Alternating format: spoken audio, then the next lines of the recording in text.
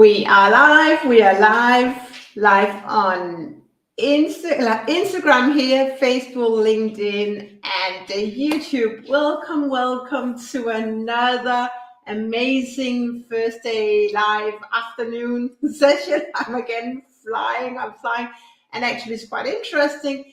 Every Thursday when I wake up, I so much look forward to jump online and serve you and share with you all the tools that I have and learned the hard way, and helping you thrive and do not copy the hard way, but actually get an easier path to your most amazing life. If you don't know me, if you're new to my channel, my name is Camilla Calvert. I'm a divorce coach. I go live every Thursday to serve you and to really help you thrive wherever you are on your divorce journey. I go live where I share the tools that I have used myself, the tools that I use every day, because you have to rehearse to become a better version of yourself. And it's tools that I also teach my clients, and I say it again and again, it's also tools that I teach my daughter. And the whole purpose of this is to help you get out of pain and into pleasure. And I really hope that what I share, that you can find some inspiration and it can inspire you, that it is possible to tap into a greater and more amazing life. And you just dare to lean in and lean forward, right? I'm so excited to be here with you. If you're live with me here today, send me a comment. I love comments. Send me a heart, send me a wave. I'm just going to take this away from my SMS thing. Just let me know that you're here, because as you know, I love engagement. I welcome different points of perspective, because there's no one truth. I go live here to share what I know to be true, right? So I think that's what I really had to say in order to set the scene. Today, I have prepared an amazing topic for you. And I think it all starts with whether you should stay or should you go, right? You're in a relationship, you may be married, you may not have been married, but you're still in that relationship. You're in a relationship, but you are not married per se. But after a few years together, your kids, kind of from a legal perspective, you're most likely married, right? So you come to the crossroads saying, does this relationship actually serve me, or am I better off somewhere else? So many clients, and also people who have not yet, though I know in my inner circle or my outer circle, they ask me, but how do you know that when I'm ready? How do I know that I'm ready and I should leave? What are the signs? Can you help me? Of course I can help. I'm here to help and support and serve my clients. Though the thing is here, only you know when it's time to leave. Only you know. But what I can help you with in that decision-making process is I ask you to pay attention of the signs that indicate that you are in an unhealthy relationship. When you are in a healthy relationship, you don't ask yourself, should I be here, should I not? Because you are at ease, you are at flow, you just enjoy. These doubt questions don't pop up when you're in a healthy relationship, right? Because you don't have to worry. You start to worry, you start to be concerned, you're anxious when things do not go as you really wanted. And that's also about whether it supports your inner values, your life values. And so are you one of those many women or people in general who accept, who tolerate what is and please other people's needs? Is that part of or is that part of who you are, your DNA? Are you serving others? Are you pleasing others? Right? That's some of the signs that may say, even though your heart tells you, you better leave. You are worth much more. You're worthy of better love. You stay in that relationship. And it's really, really interesting. I was listening to a Bob Proctor, not a footage, but a live show on YouTube this morning. Some of you may know that he's no longer with us. He is with us with the stars, but he's not here in his physical body. So there's a lot of Bob Proctor on YouTube right now. And he was referring to Abraham Hicks speaking about saying that you have to take risks. If you don't take risk, you're stuck in the now. And that's what's so important to understand. You have to take risk. If you don't dare to take risk, you're stuck in the now. And so if you're in an unhealthy relationship and you procrastinate the decision, you just get what is, and the is doesn't serve you, right? So it's so important to dare to take risks. And so another reason then that was one reason why I bring this up, because there's so many clients who ask me, how do I know that it's time to break free? We continue with the conversation and they tell me the one horrible story after the other, how sad they feel, what they lack in their life. I've been there myself. I know how long it takes to actually face that decision to break free, right? Break free from that relationship, break that family environment up, kind of ruin it, pull it all up, all the pieces up in air and juggle to see what falls down in the right places, maybe new places.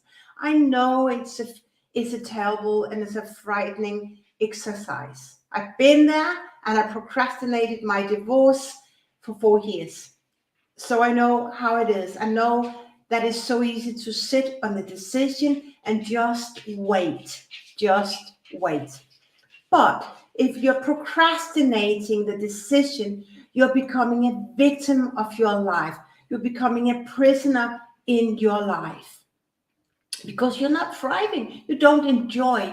But what I know to be true is that you can have fun. Life is to be fun. It gets to be fun when you are at ease, right?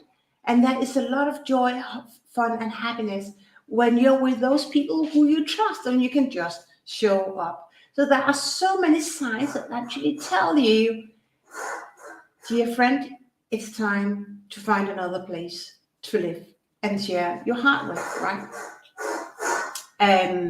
So that was kind of the some of the signs that shows up, but you may not be ready to embrace them just now.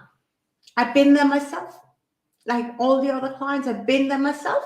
I know how terrible it is, how frightening it is to make that one decision. I will also later on tell you what made me decide to break free. And thanks, Søren, for the comment, right? So just stay with me because there are some really, really important information or tips I want to share with you. So going into signs that you are not in a healthy relationship. We talk about being in an abusive in a relationship with an abusive partner. It's a psychological abusive partner. The psychological abusive partner, that is a person that calls your name, that is fierce, who decides who should visit you at home. I have clients who has and I will say, a psychological violent partner, abusive partner, has no gender. It's women and it's men. But I have one client that is luckily escaped from his wife, now ex-wife, but that ex-wife really decided so strongly which friends should come home for visit, whether the kids should have friends home or not. It was so controlling and so dictating, right? So it's just really about all these signs. But as we get used to it, as we get absorbed in it, it's so become a normal way of living. But here's what I know to be true. That is not normal living, right? It's not normal to be so controlling. It's that person who has an issue. It's not you, okay? But you should not be the victim of that person. There's also some other signs. Your partner reads your emails. Your partner reads your SMS. Your partner just makes no excuses. It's just like really natural and normal to jump on your mobile and just, he knows your codes are flipped, but just really picking up your phone and just read. That is not normal. It is not normal. There has to be respect, right? Another sign that you're in an abusive, verbally abusive relationship is that your partner blames you for every little thing that goes wrong, and he doesn't take accountability. He doesn't take accountability, and I can put into that as well that I did everything at home, right? And my partner, he could sit with his mobile and he could just complain that I was too late. I was too late at doing whatever I had to do, right? That relationship doesn't serve you, and you should leave that relationship right away. I know it's easier said than done. I know it's easier said than done, but you should leave, right? And another sign that you're in an abusive relationship is that it always makes excuses. That how your partner behaves, it always makes excuses. But you shouldn't make excuses if your partner behaves well. So that are some of the signs that maybe it's time for you to leave that relationship. The next thing is I want to share how it affected my life. So because I told you, I've been there myself. I know how difficult decision it is to say, should I stay or should I go, right? Should I stay or should I go? And how do I know it's time to leave? I shared some signs, and it's really about being open-minded. And here's the good thing of working with a coach, where the coach can be the mirror. Like, how do you show up right now? What stories do you tell me? Do you always tell me better feeling stories, or do you tell me stories that really make you sad, depressed, anxious, right?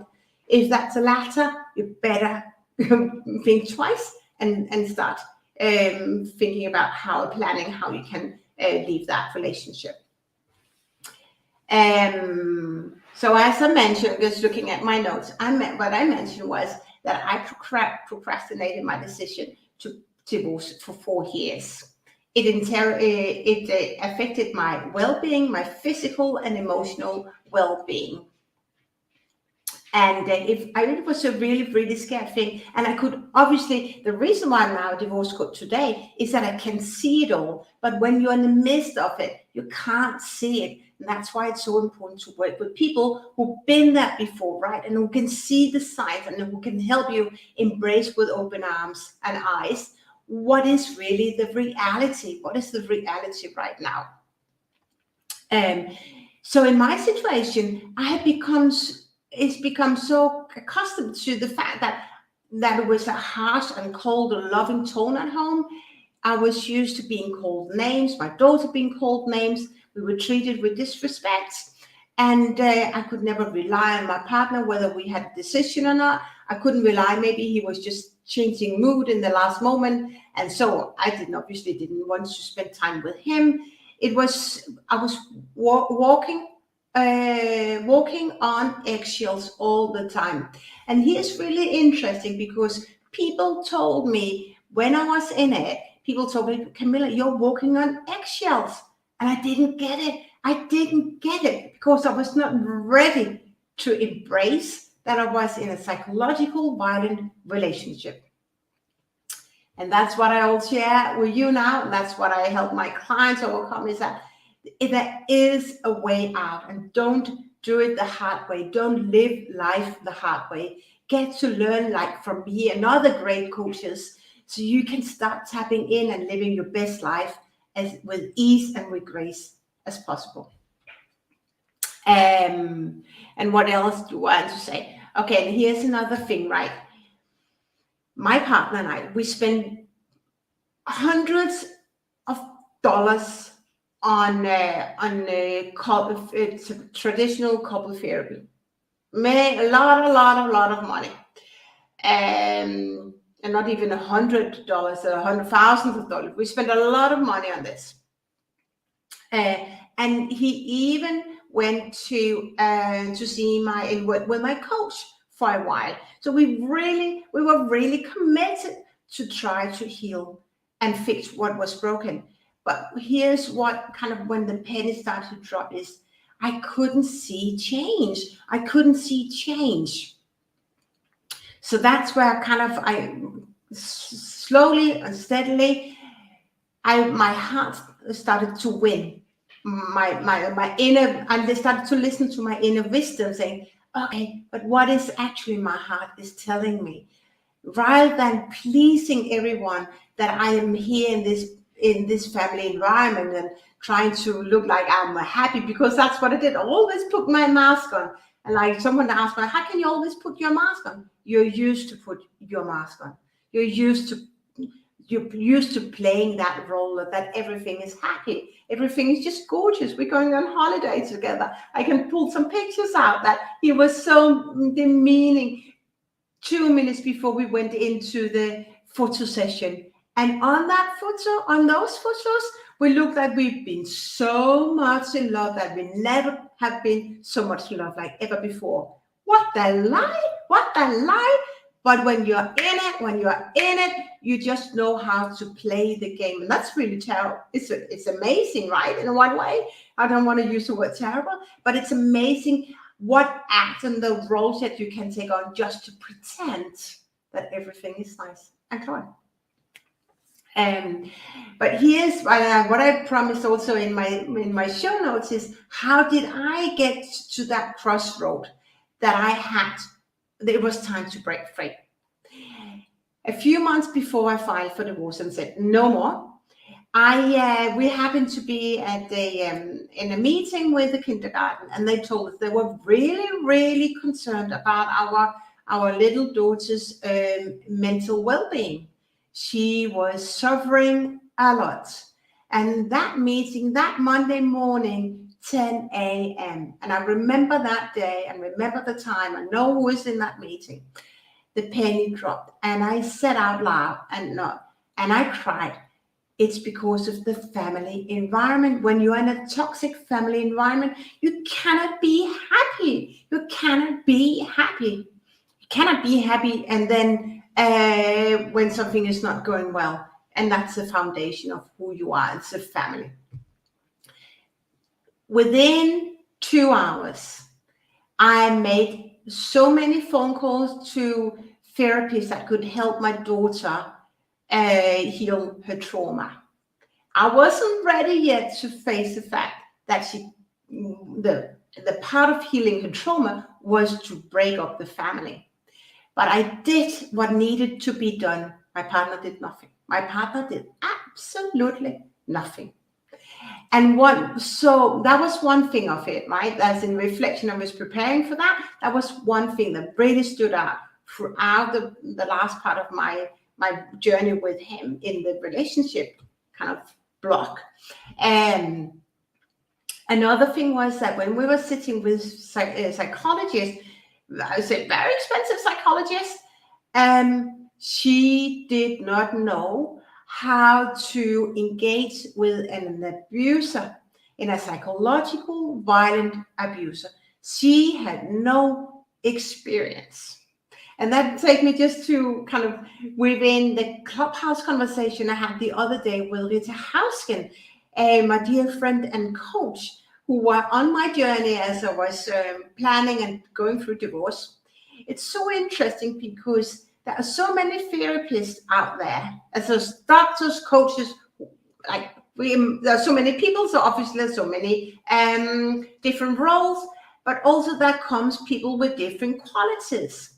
And so here's what I know to be true, is that you have to find the therapist. If you're going through divorce, or if you're healing from trauma, you have to find the therapist, the coach, whatever you decide to invest your money in, and that's actually all on yourself.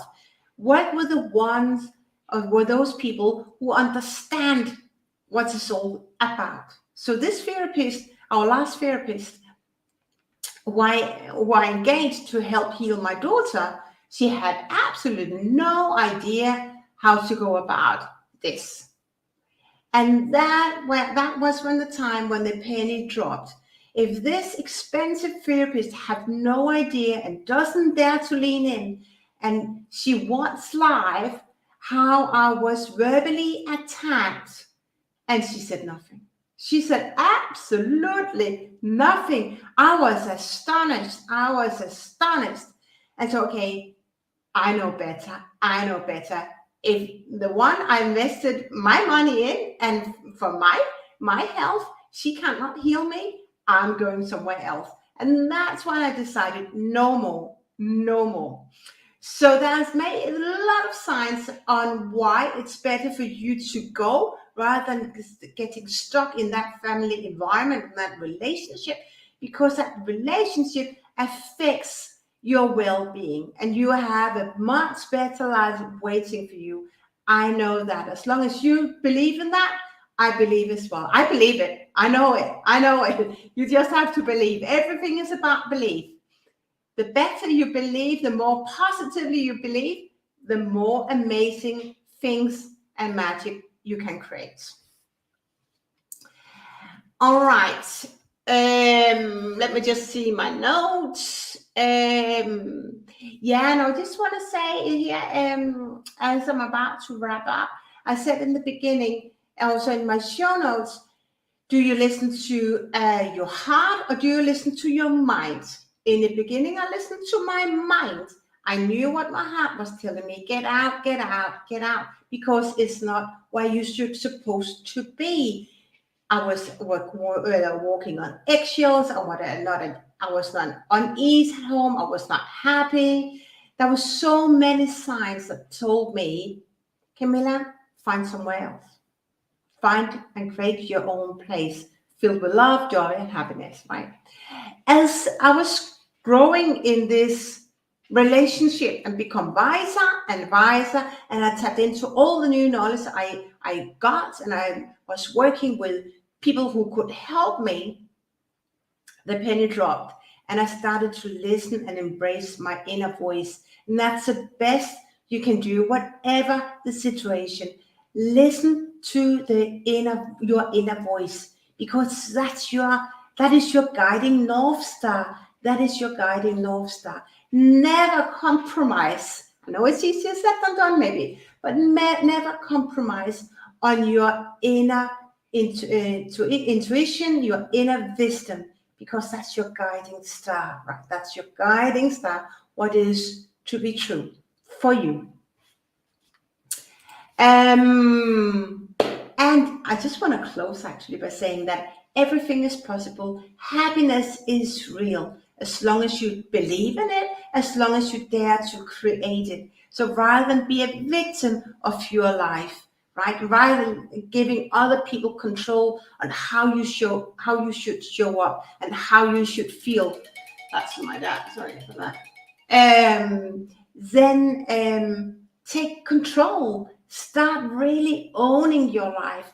And while you're on this divorce journey, enjoy it and just reach out, right? Reach out for help, because you shouldn't suffer. And unfortunately, there are so many women who just rather decide to stay in the moment and not daring to fear, not daring to embrace the unknown. But you have to risk something. You have to be curious to create something new in order for that you to become the creator of your future. If you don't create your future, you will go on and feel miserable. You will blame people. You will maybe backstab them because you're unhappy of how things are. But actually, you haven't taken control and accountability of the life you've been given. You get to live a life that is so happy. So take control. And I want to drop in here, if what I've shared resonates with your story, if you're unsure whether you should go, whether you should stay, if you're keen and curious to learn more about how you actually can escape from your divorce with ease and make it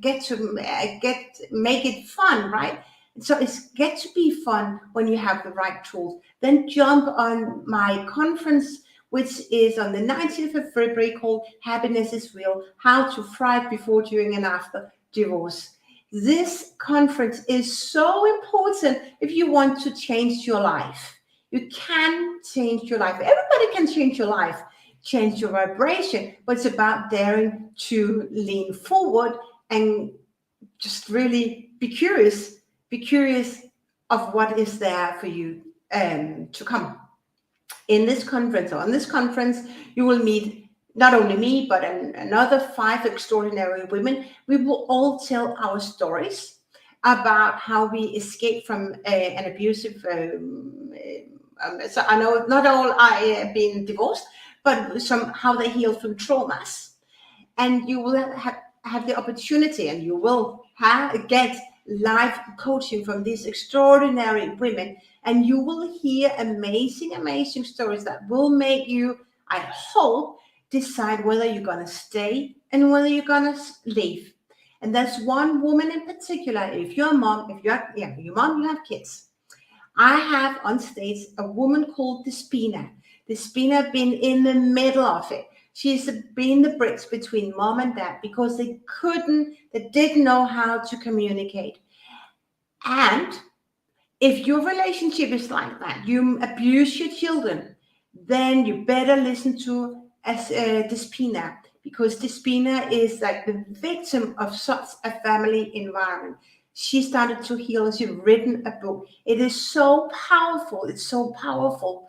And what is really interesting, that we know that about 50% of all families break up. They divorce, right? And we know that many families have kids. So just double the impact of how the mental well-being will deteriorate if we adults don't take accountability of how we show up. That was kind of a learning, but it's so important for me to emphasize that, right?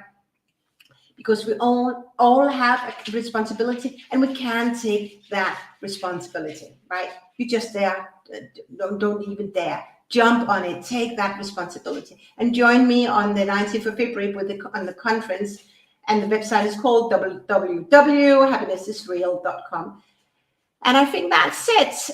Remember to buy your ticket.